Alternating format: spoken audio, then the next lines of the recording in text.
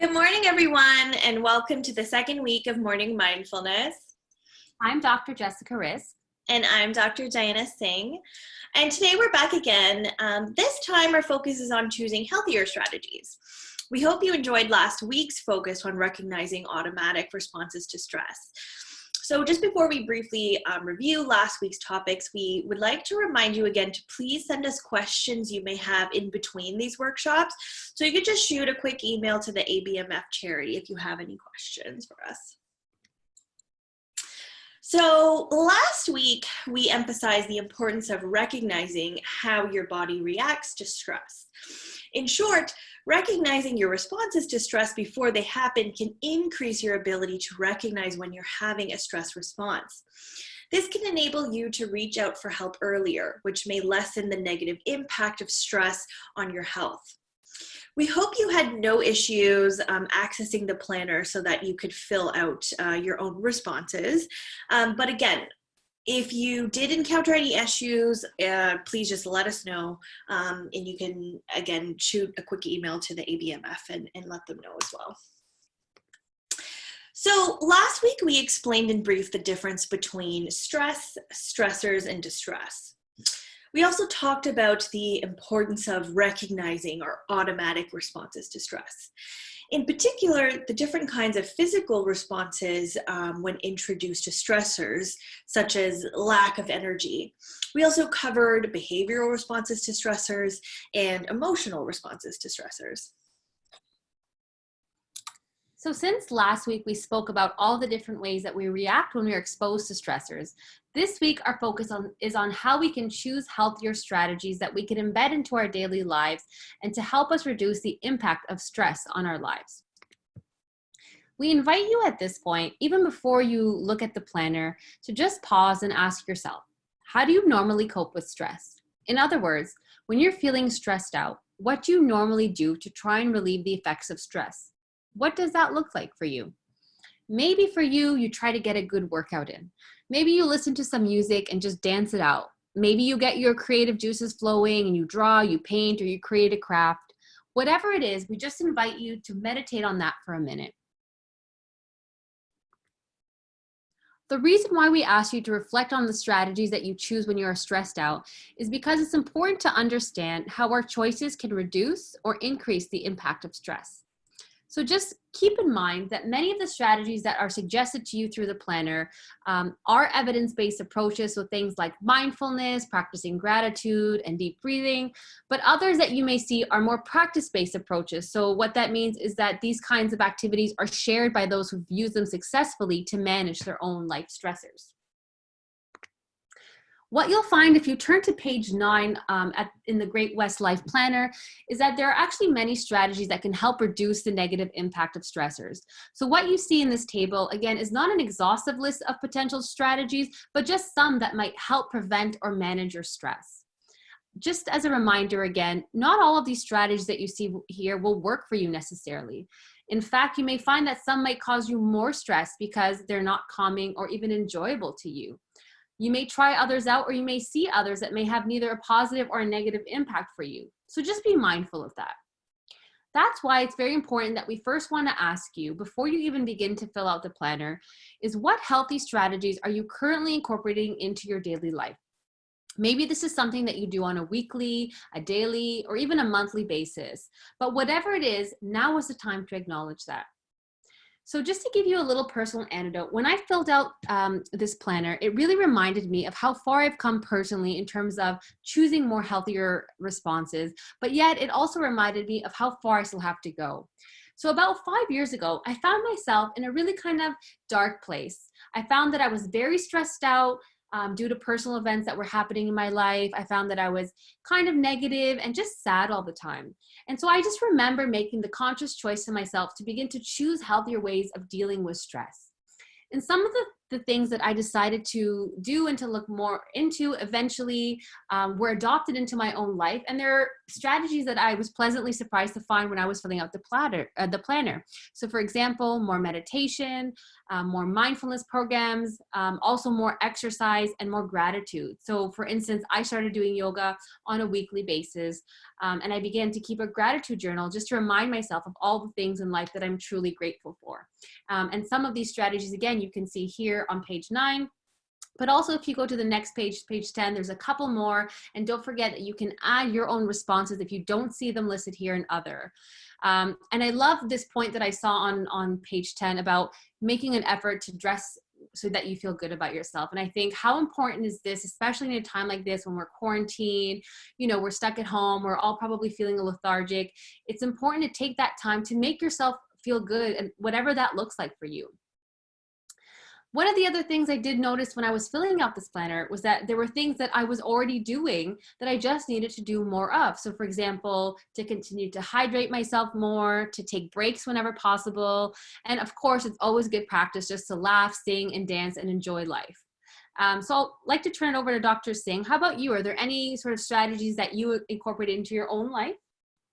Yeah, thanks, Dr. Rizk. My choice of making healthier strategies started about 4 years ago in 2016. That's a time in my life where I found myself struggling a lot with my emotions and how to manage my emotions, and it was really because of some personal stressors and personal things that were challenges that were happening in my life. And because of that, I made the choice, like you, to choose healthier strategies. And one of the things I turned to that helped me, and I still implement today, is meditation. And so it's not the only one that I implement, but it is the one that has made the greatest impact on me. And, I just want to say that it might not be the same for everyone else. That's just my personal journey. But I find meditation definitely helped me to feel at peace with the things that were stressors in my life, or situations that occurred outside the realm of my control. And so, as we've mentioned, things that have worked for us. So Dr. Singh's mentioning meditation. I talked about sort of daily gratitude, keeping a journal. These are things that have worked for us personally in an effort to respond to stress. But, it wasn't easy. I mean, at first, there's lots of resistance to try something new. And so be kind to yourself. It may take a few times until you feel like you can actually benefit from the activity or grow from it. Dr. Singh, is there anything you'd like to add here? Yeah, just to kind of continue with what I was saying on the previous slide in my discussion there. So there was an interview that Kobe Bryant did before he passed in January.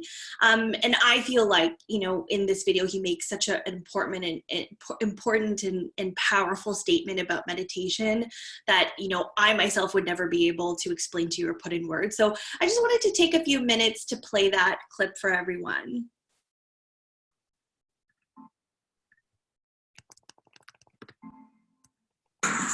Let's get to it. Lesson 1, get an additional 30 minutes of sleep a night. Take it as a challenge. Try to find that space, quiet your mind, and get your 30 minutes of sleep. And you'll see it makes a really, really big difference. My sleep habits were horrendous, to say the least. I mean, I've always had a hard time sleeping. I couldn't figure out how to shut my brain off. So what made the light bulb come on is that I went out there and played a game, and I played like crap. I was like, why am I playing like crap? Because I've been practicing these same moves over and over and over. But yet, I couldn't execute them properly. I was feeling sluggish. I was feeling lethargic. And I knew it wasn't because of my training, because I had trained obsessively. So then I started looking at other things. And that's when I came to the realization that, hey, Kobe, you're not 21 years old anymore, buddy. Like, maybe the fact that you're sleeping 2 or 3 hours a night, maybe that has something to do with the fact that you're playing like crap. And that's when I started really evaluating those things. And I'd say lesson 2 would be just 5 minutes of quiet time, 5 minutes for you to be mindful and to just sit and find that inner voice and just kind of listen to the self. And preferably would be in the morning as you start your day. I meditate every day. And I do it in the mornings, and I do it for about 10 to 15 minutes. And I think it's important because it sets me up for the rest of the day. It helps me.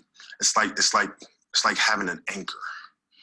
You know, if I don't do it, I feel like I'm constantly chasing the day, as opposed to being able to be controlled and dictate the day. Not that you're, calling the shots on what comes forward, but the fact that I am set and ready for whatever may come my way. I have a calmness about whatever comes my way and a poise. And that comes from starting the morning off with meditation. For me, it's really just listening to my inner self. That's basically it. Like you sit in silence and you just allow these thoughts to come forward, and you get a chance to observe the self and things that may be lying beneath the surface that if you don't have that time to sit quietly on your own, you'll never pay attention to.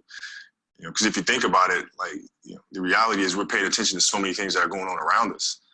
We're constantly taking selfies. We're constantly taking pictures to post on Instagram and all these other things. And we're constantly observing everything that's around us, but we don't take the time to really observe what's going on inside of ourselves. And that's what meditation is for me. In 2000, we had a new head coach that came to the Los Angeles Lakers by the name of Phil Jackson. And Phil was just coming off of winning 6 championships with the Bulls. And he was really big on mindfulness and really big on meditation.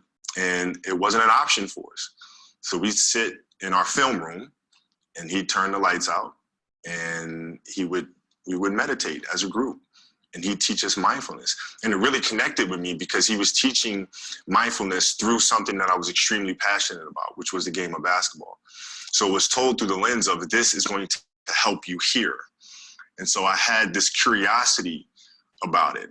And that was my introduction to meditation. And then seeing the poise that we played with, the fact that we can be in a hostile environment with fans yelling and screaming and, pressure situations and it having no effect on us because we were never too high, never too low. We were just in the moment and felt very secure in who we were. And that was my introduction to meditation. I had a great experience, which really I learned a lot about meditation through this experience. I was on a jet ski and I took the jet ski out in the ocean and I just kind of sat and I just let the current just take me wherever it was going to take me. And I really saw a lot of meditation through that moment because I wasn't trying to control the moment. I wasn't trying to force myself upon the waves and dictate where I was going to go. I just let the waves take me there. And there was a lot of peacefulness involved in that.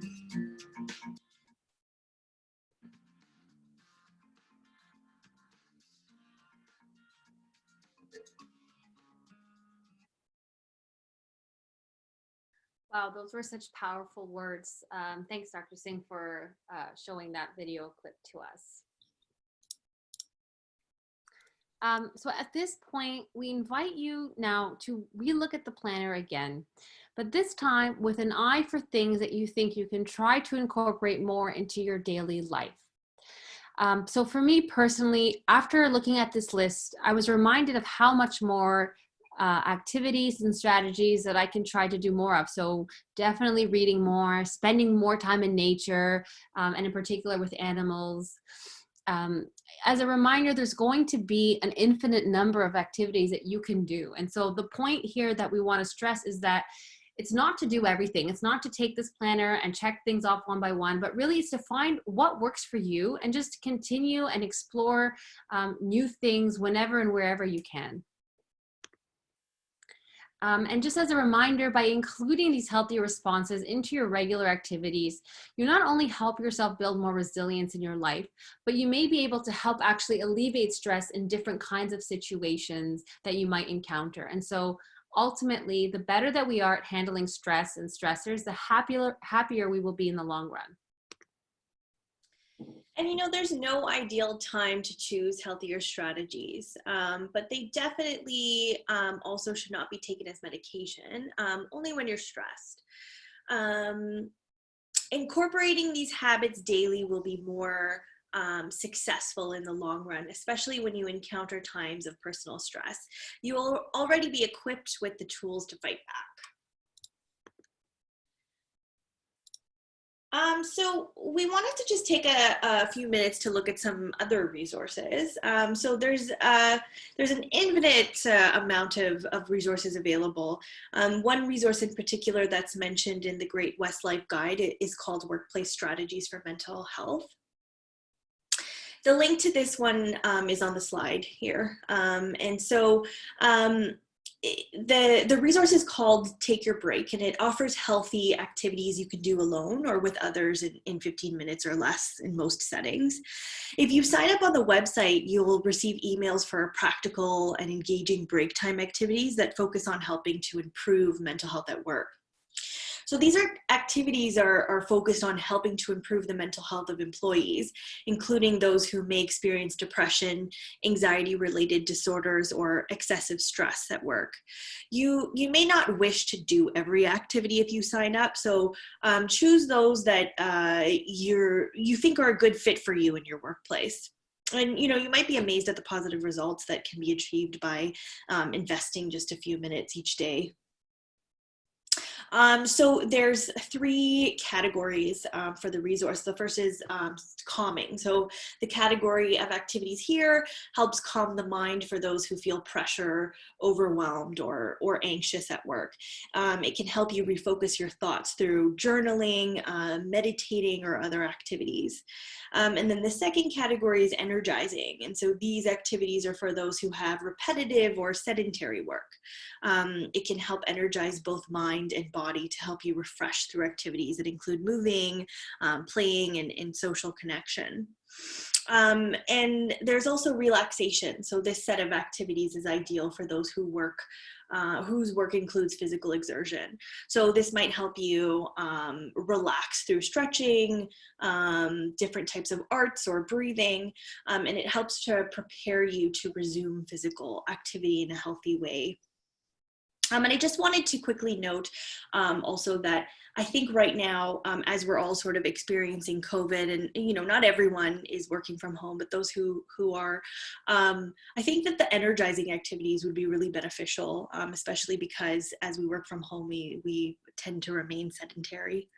But yeah, that was my quick note for there. So moving on.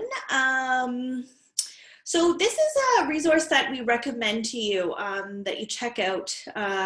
It's Dr. Shapiro's book. It's called Good Morning, I Love You. And Shauna Shapiro is a speaker. She's an author and a professor of psychology at Santa Clara University, and she's really known for her work on mindfulness. She was recently featured in a TEDx talk. You could find it on YouTube. And it was titled The Power of Mindfulness, What You Practice Grows Stronger. And so Dr. Shapiro has said that, quote, revolutionary findings in neuroscience have demonstrated that we can change our happiness set point, but it's not through changing our external world. It's through changing our internal landscape. And so in Good Morning, I Love You, Dr. Shapiro shows us that acting with compassion towards ourselves is the key. And so in her work, Dr. Shapiro explains the basic brain science and offers numerous mindfulness and self-compassion practices. Stories from her life and research demonstrate how this powerhouse combination can alleviate anxiety, boost creative thinking, and enlarge our sense of belonging and purpose. We can see it on our brain scans. Negative and critical thoughts, and the vast majority of our thoughts are negative, cause the part of the brain responsible for learning to literally shut down. So kind and self-compassionate thoughts, by contrast, turn on the parts responsible for growth and change. With practice, we can literally rewire our brains for greater feelings of calm, joy, and possibility. So try it and see, even if it, makes you squirm. When you wake up tomorrow, take a deep breath, put your hand on your heart center, and say, good morning, I love you. Then try it the next day and the next day and see what happens. We'd love to hear your experiences with this if you do try it. And if you have read the book, we want to hear your thoughts. And, if you have any recommendations to us for other good reads, please send them our way. Just another great resource that we've come across is something called the 5-4-3-2-1 coping technique.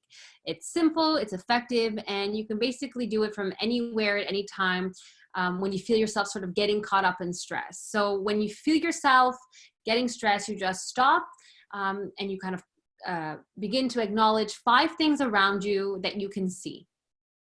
And then you take a breath, you acknowledge 4 things around you that you can touch. You stop, you take a breath. You then acknowledge 3 things around you that you can hear. And then you acknowledge 2 things around you that you can smell. And then lastly, try to acknowledge 1 thing that you can taste around you.